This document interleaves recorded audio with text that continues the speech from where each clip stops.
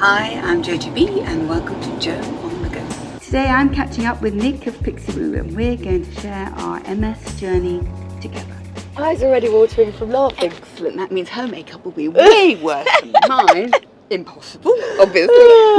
There it is. I am thrilled, beyond thrilled today to be in the back of a cab with this wonderful lady. Oh, thank you. And today is a very unique video. I think it's a world first. Yes. Of two remarkable MS sufferers. So we're going to chat about the reality of the disease and how common it's becoming, which is alarming. The lifestyle approaches, the way we tackle it individually, things that we may share, things that we may go, we tried not to talk idea. Much I know. Because we like, stop, don't talk about it. We've got to get it on camera. Otherwise we'll forget. So here we are. So actually we haven't done this properly. Maybe like one dinner, little chat, and that was it ages ago. A long time ago. So when no one knew you had MS. No, nobody knew I had. And you hadn't done your announcement. My video was coming out that night. week. Yes. That night or the very next morning. Yeah, it was the next day. The next day. Yeah, that's. Yeah, and then it was like crazy. God, she's good. I love that they sat us together because it's like they've both got MS. Let's put them together. Those two over there. It's like no one else needs to talk to them all night. Exactly. And I don't think I did talk to anybody else. How long have you had MS? So I was I'm the one interviewing here. I know, but I don't know. No, we are doing it. So I was diagnosed in 2011.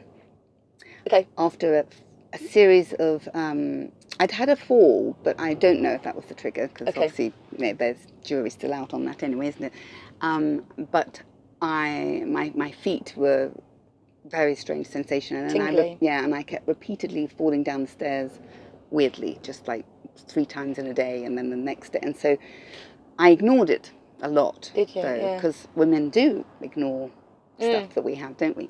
So so I just pretended it didn't really exist and it wasn't really bothering me, and then it was like okay. And you know, it was interesting. It was particularly after a Christmas where I sat gorging on chocolate and alcohol, sugar. Yeah. That in the January I was thinking, my legs are really not good. I had a laptop on my lap working. Don't think that's a really good idea either, by the way. And in the January it was like, no, I need to see my doctor. Yeah. Saw the doctor and then very quickly. So yours started with the legs? Yes. No, mine was optic neuritis first. So I went partially. My vision, after having my son, my vision went a bit funny in this eye. Like when I'd go to shave my arms, it would be all blurred. Do you know what I mean? When you look down to the side. Yeah. And then when I had my daughter, I completely lost vision. You know, a little bit after, completely lost vision in that eye. Terrifying. Well, I wasn't scared. Really? Even though your vision is so important? I was just like, oh, well, it will come back. I honestly have always been such a carefree person. I was just like, you know, I'm indestructible. Nothing will happen. Yeah, it does help having that attitude, though, doesn't it? And then my friend saw a picture of me with a patch on.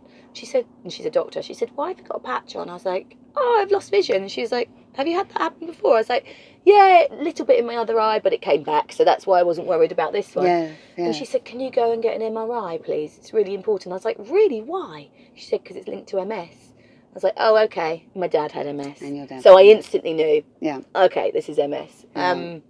And you didn't consider that was a possibility before? I didn't even know anything about it. I didn't even research it or anything. I was just living life and didn't even think about it. Yeah. When was that? 5 years ago now, 6 years ago now. Yeah, 6 years ago now. So a similar journey. Yeah. I never really got.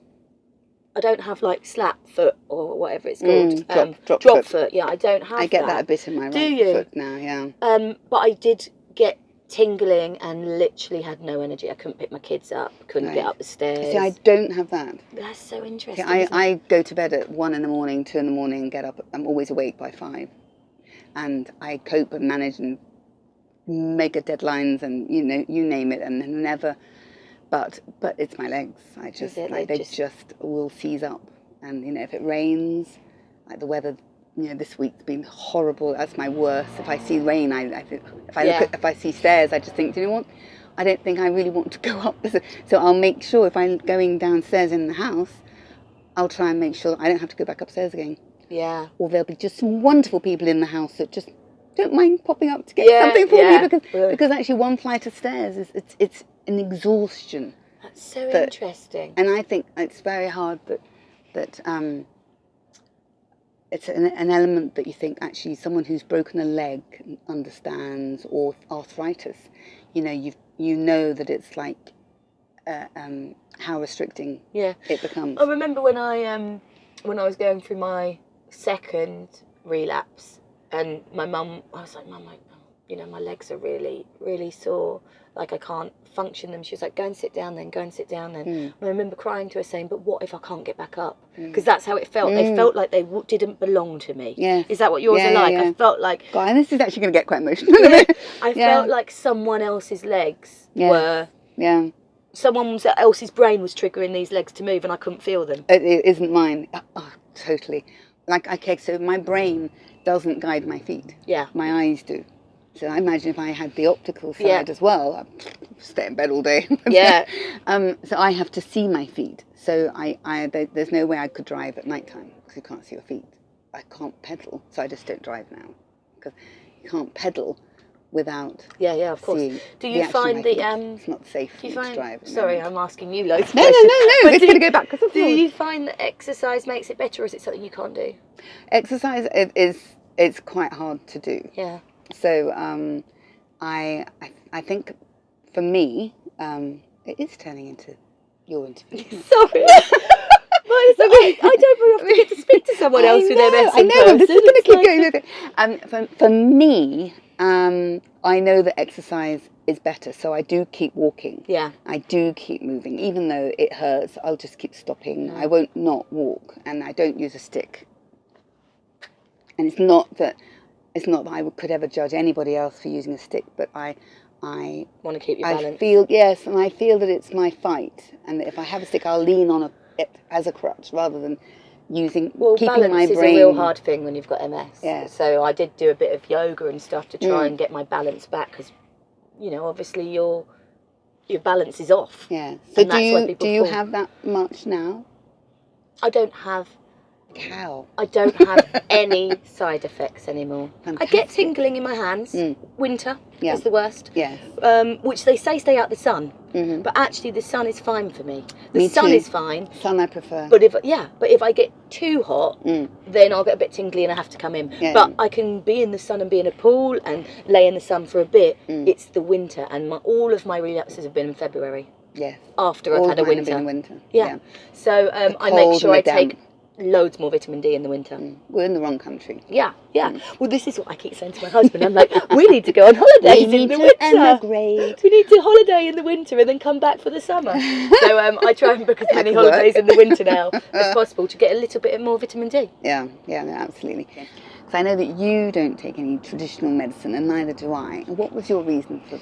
How did you go that route? I started seeing someone about diet really initially, because I thought maybe things are linked to diet, and my brother is a personal trainer, and he said to me, you need to see someone because of my vision and whatnot, and we thought it might be MS. So found this guy, or my brother found him for me, who does bioregulatory medicine. And basically I went to see him before they'd even said I had MS, and on my second visit he was like, I can see your MS. So what he does is he tests my body with kind of like electronic waves that run through my body.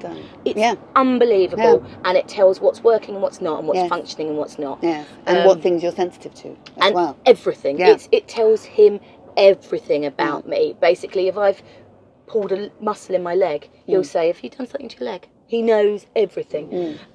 So I started seeing him, and on our second visit, he said to me, yeah, I can see your MS now. It's definitely MS. And I was like, okay. And you hadn't been diagnosed at that I hadn't been diagnosed by Western, by the hospital. Yeah. And he started me on a track for eating healthy first. Told me all what to eat and what not. He said, I have to get your diet right before I can treat you for anything. So I started eating way better, and then he started zapping and peeling back the layers of my MS.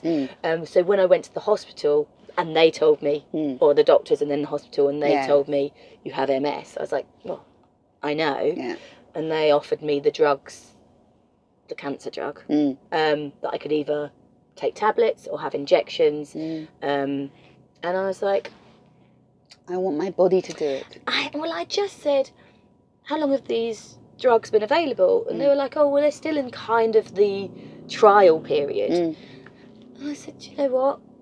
I'm going to do it my way. I'm going to do it with natural remedies first. And if I have another relapse, then me and my husband will discuss whether we think it's right to go that route. Yeah. And touch wood, I've had times when I felt like this could be one, but it's never progressed into anything more. And I've been seeing him for 5 years now, and I swear it has changed my life completely. I don't know where I would be. I don't know what stage I would be at. I don't know anything like that. But the fact I had 3 relapses within 2 years, and I've not had one since, and I've been seeing him, and I'm healthier than I've ever been. I can train every day in the gym, whereas I couldn't do anything. It has completely changed my life, to the point that I send all of my family there now. Even Ian, my husband. This is because a lot of people are very sceptical about it. Deeply, especially neurologists who you think would be, Well, my neurologists were really. I've found one now she's Oriental. Yeah. She's at Queen Square, which is where I go with the hospital. And all the guys there are older, and they're like, I was called a fool to consider that my diet could be so key. Didn't see him for a while, and I did tell him how he felt. He actually did apologise. She, on the other hand, her background, she just said, why wouldn't you do anything to get yourself and your body in a better place? Go for it, do it. Exactly. And even if it's mental health, do you know what I mean? Even if doing all that is making you mentally feel better, absolutely, then isn't it worth it? Absolutely. He saw my husband. I've sent all my family there. Because your body isn't just physical. Yeah. It's so psychological. It's so nuts. Sent all my family there. He told my sister she had Hashimoto's, which she has. She didn't listen, didn't take the drugs. She went and saw someone else, a doctor, and finally all the tests came back and she had it. And she was like, oh, you know what your guy said? Yeah, I should have taken his stuff. And they're linked. Yeah, I know. Yeah. And then I sent my husband, and he's completely clean, good health. But he said to him, have you been in the sea in Morocco? And Ian was like, yeah, I surf. He's like, okay, you picked up a rare bug in Morocco, which lives in you, but it's not causing you any problems, so we're not going to zap it out because there's no point. And even my husband came away going, oh my God, if I was a little bit cynical before, now I'm like totally I am on board. Calling him tomorrow, obviously. He is amazing. Well, my eldest daughter has Lyme disease.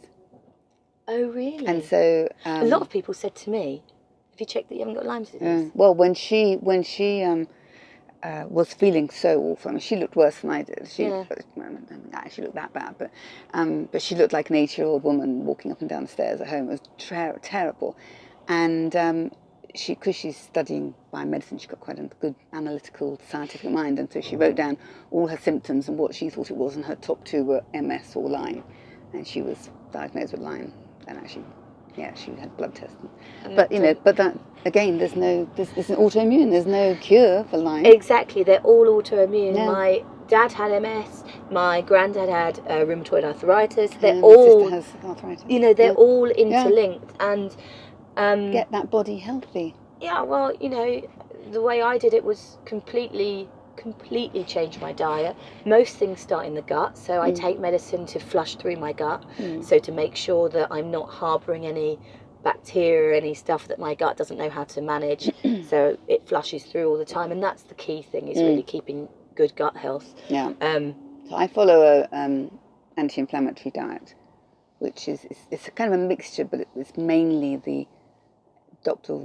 Terry Wahls diet, which is the American, who her TED talk, I just watched that almost daily for inspiration, really, to make you feel both, because that's the thing. It's like I think it's so easy with something that is a debilitating illness, that you can lose heart, so you have to keep sort of being positive. So what were the dietary changes you made? I Most cut out pork. Oh, okay, I never eat pork. Yeah, I got rid of all pork. Right, okay then. I don't eat much tuna and stuff because they are bottom feeders. They don't eat, they don't give you any goodness. I do like tuna though, so I have started adding it again, but only small amounts. Tuna's an interesting one that's often highlighted as being a problem. It's too much mercury, a lot of them as well, isn't it? I eat mostly veg. I don't eat processed food. Yes. So only stuff that, luckily my husband's a chef, only stuff that we buy and we know the ingredients. If we don't know the ingredients on the back. And you can't always live like that. No. It's very hard when you're out and about to be able to do that. Yes. But but you can do it. I do 80-20. So 80% of the time I eat really well. I eat a bag of kale a day, basically. A bag, because luckily I love kale with a little bit of organic honey on top. And I just changed my alcohol intake. I didn't drink any alcohol for about 2 years at all. Yes, nice. I now drink a little bit, but I understand my body a lot more than I used to. Yeah. I got my diet back to amazing, and then I added things when I felt like I can do with that today. You know, it's really hard with MS as well, is that you get really exhausted. I don't drink any caffeine. So when I'm really run down, especially when we're working away, sometimes I have to have a full fat Coke because I need a little bit of energy or something just to get me through the last hour of the day. Yeah. Because, but I do live an 80-20. So as much as I can be healthy, and then 20% mostly dark chocolate. I'm more of a all or nothing. So right now I'm nothing. Are you? There's no sugar. There's nothing naughty whatsoever. Terribly boring. But how has that made you feel? I know I feel different. Do you? I fast every 2 months, like water only, 10-day fast. By day 10, I'm walking better. See? And my family can see it. And it isn't just psychological. It's real. It's real. And I think that's the thing. And I do say I'm in a very privileged MS position, is that mine was very early and I managed it early. I know there's people that have progressives. Mine's only relapsing and remitting. I know there's people that have progressive and they're not in the situation I can be in, that I'm in. Yeah. And they have to take the Western medicine. Yeah. And I totally... All I want to get across is that it's important for us to talk about it. Yeah. And if you can change anything, change your diet. And also take time for yourself, like care for yourself, and that mental thing. Like I'm, you know, since having the MS, which I think we were saying before, is that, you know, I started doing meditation, which I could never do before. My stress levels were through the roof. Now and actually the NHS, bless them, the hospital that I'm linked, the neurological hospital I'm with, they referred me to a course of autogenic training. Do they get in contact with you? I went to the hospital and they were meant to call me every year. They've not called me once. Really? They've not got me back in once. In 5 years. 5 years? 5 years. They are meant to get you in every year. Not once, which I'm kind of pleased about. Otherwise you get in touch, but yeah, because I really hate when I go in there. It just makes me feel like it is quite depressing. Yeah, I've actually got something. Yes. Do you know what I mean? Because in my day-to-day life, I'm like, I don't actually have anything. I know. I live my life, and I actually think that I've beaten it. I honestly do. I think, okay, I am in remission. I know I'm always going to have it. You can't beat it, but. You know. And so how with your father, how long did he have it? Cause he had it from... Would you actually say he died from MS, or did he die from Well, he died from all the things that are linked to MS. Yeah. So I actually didn't speak to my dad at the end, but I know he got dementia and I know he was bedridden. Right. And when I used to speak to him, I know he had drop foot and I know he had all the stuff. Right. And so if you've got MS... and it's progressive, then the channels are, it might not be the thing that actually kills you in the end, but it's the thing that started all those progressions happening. Exactly.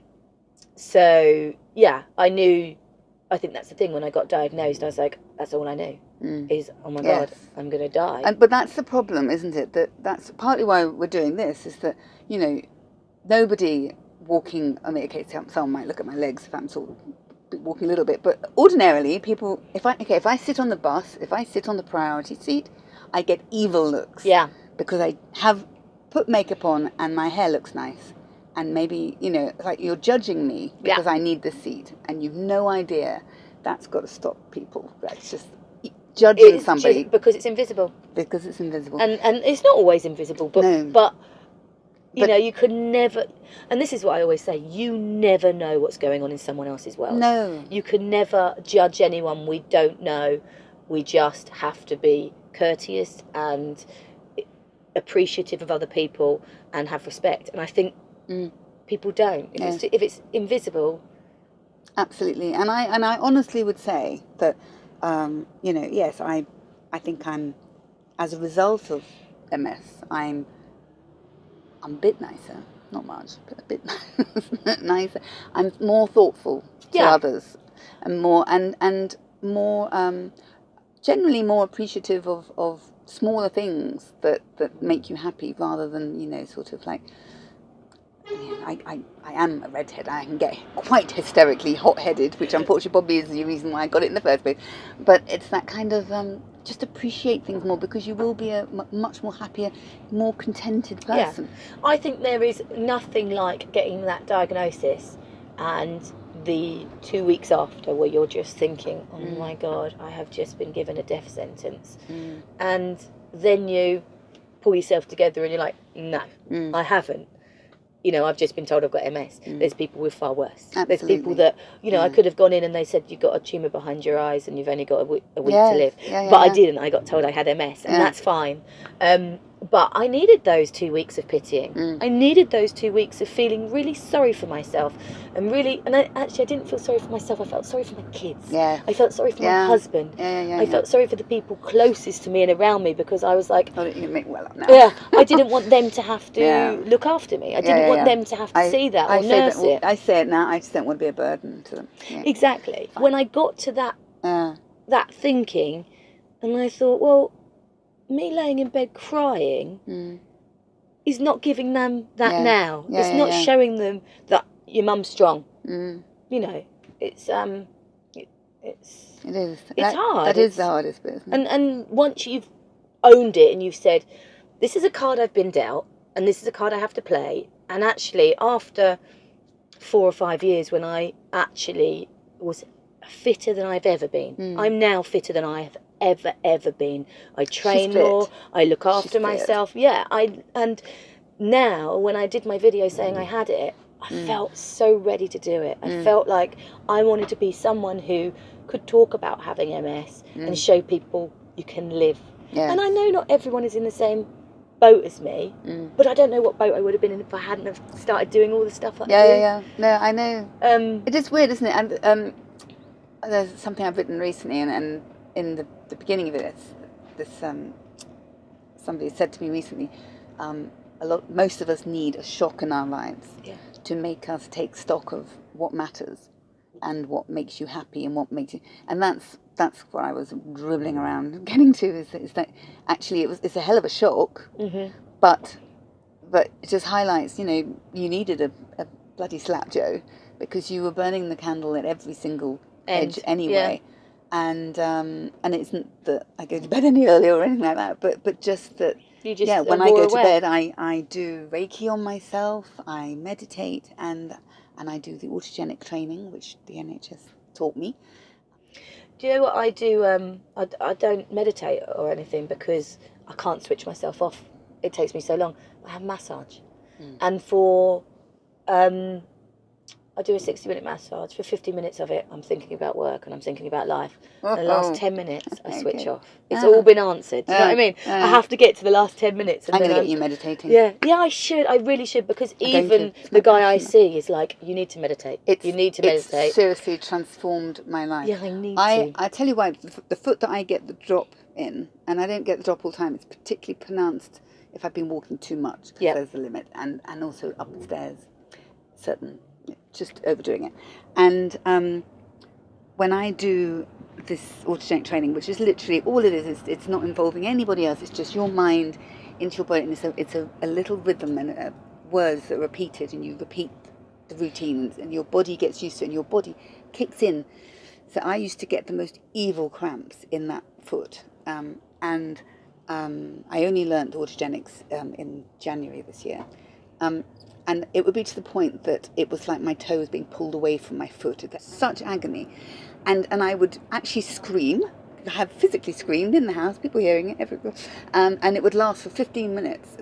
And I learnt this technique, and in the middle of the 8-week course, by week 4, when I remember doing one, and I started having this crack. You could feel it building, and I immediately started doing this technique. And by the time I got within 2 minutes, the pain was just melting away. I literally So you felt need to do it a melt. video of this, Thank you. Yeah, well, I'm going to interview him, and it literally now. Ever since then, I think I had one more of those. So we're looking at 8 months ago. I haven't had one, and they were constant. And the next time I had one, I immediately kicked in with an Autogenic, and it just melted away. It's incredible. So clever. You know, our bodies are mind, amazing. yeah. You know, we are amazing if we use it to the right way. You know, well, especially because the brain controls so much of our relationship with pain as well. Yeah. And therefore also the way that we are handling our stress or not handling our stress is therefore so key, not just for obviously a brain disorder, which MS is, but also any element of pain. Yeah. But also sadness or bereavement or anything. You just have to try and be as stress-free as possible, and that's not always easy. No. You can't do it all. You can't be... You know, it's hard enough living life anyway, doing it all without any illness. Yeah. You know, being a mum, being a work and working away. You just can't juggle it all and do it all well. Yeah. So I was like, okay, what can I do to make sure that my kids are looked after and they get their homework done when I'm on my laptop? They're like, Mum. Someone else does that. I always read them a book at night. I still do all that stuff with them.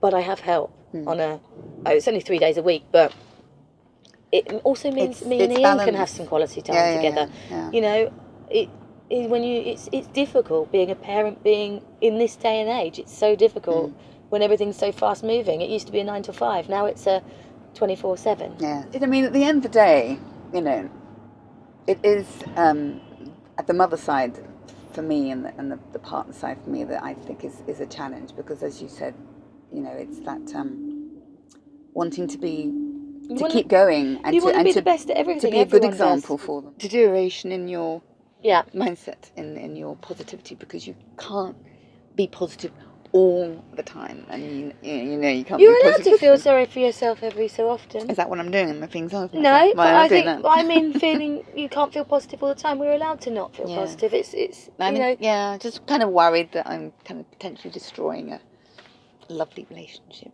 because of my ill health. But, I don't think hence so. I'll fight it. Yeah, exactly that. Well, my husband's mum passed away from cancer, and he nursed her for about 5 years. So when I got ill, I was like, nah, that's not fair on him. Yeah, he's not doing that to me. You know, that makes me go. Yeah. But it's because we're talking about the people we love. Yes, totally. So it's like, nah. Yeah. I have to. Yes. Only I can stop this. Yes. He can support me, but only I can be a victim to it. Yes. Only I can eat right, and only I know what I'm putting in me. Obviously, he makes the food and whatnot, but I can go off and sneak and eat something and do all the bad stuff. But I don't want to. Disappoint him. You know what I mean? Yes, it's not really disappointing. It's totally. Well, you're quite right. It's like, you know, very aware that I could make his life. Tears in a Taxi. That's what this one's going to be called. Tears in a Taxi. In the time that I've had MS, my stepdad got diagnosed with cancer and died. So do you know what I mean? And that's how it can happen. Do you know what I mean?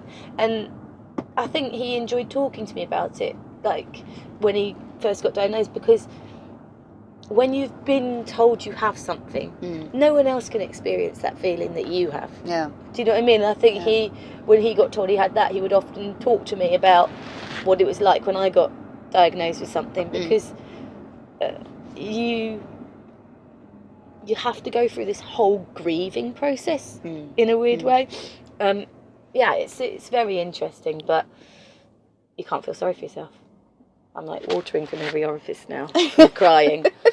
But your makeup's intact, whereas mine's on my fingers. No, mine is too. Which is extraordinary. Mine is too. How she manages that well. Look at that flawless skin. We've had tears, we've had laughter, we've had a lot of forgetting everything. What did you say? Forgetting. What'd you say? Forget it. Oh. Thank you so much. Thank you, my love. I've loved it. It's been really, really lovely. Thank you. Hope you enjoyed Joe on the Go, and thank you for watching. Please like, follow, subscribe to my various channels on Instagram, YouTube, and do check out my lifestyle wellness blog, Living It Up, on jogbliving.com.